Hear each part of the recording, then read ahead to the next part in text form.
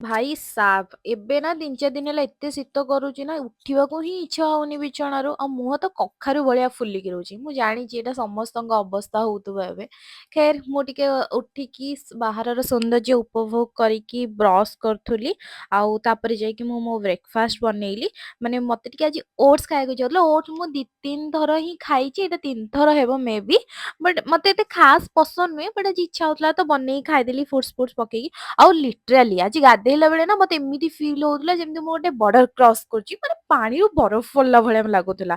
ତ ମୁଁ ଆଜି ଅଫିସ ଜଲ୍ଦି ଯିବାର ଥିଲା, ତ ଅଫିସ ଅଛି, ମୁଁ ଜଲ୍ଦି ଜଲ୍ଦି ବାହାରିକି ଗଲି। ତ ଅଫିସରେ ନା ମୁଁ ଲଞ୍ଚ କରିସାରିବା ପରେ ନା କୁକୁଡ଼ା ଭଳିଆ ଝିମେଇଛି, ମାନେ ମତେ ଖାଲି ନିଦ ହିଁ ଲାଗୁଥାଏ ଅଫିସ ସାରା। ତ ଅଫିସରେ ଆଜି ଭାବିଲି ମୁଁ ଆଜି ଚିକେନ ବନେଇବି, ତ ଆସିଲା ବେଳେ ମୁଁ ଚିକେନ ନେଇକି ଆସିଥିଲି। ଆଉ ରୁଟି ଆଉ ଚିକେନ କଷା ବନେଇବାକୁ ମୋର ଆଜି ଇଚ୍ଛା ହଉଥିଲା, ତ ରୁଟି ଆଉ ଚିକେନ କଷା ବନେଇବି। ଆଉ ଏତେ ଥଣ୍ଡା ଲାଗୁଥିଲା ନା ମୁଁ ଛିଡା ହେଇକି ବି ଭଲସେ ରୋଷେଇ କରିପାରୁନଥିଲି।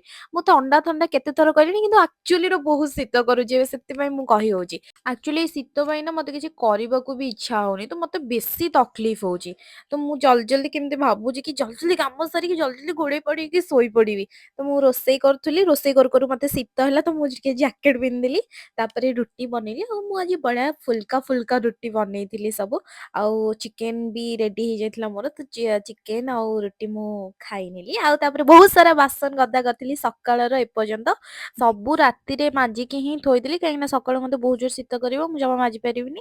ତ ଆଜି ପାଇଁ ଏତିକି ଥିଲା, ବାଏ, କାଲି ଦେଖା ହବ।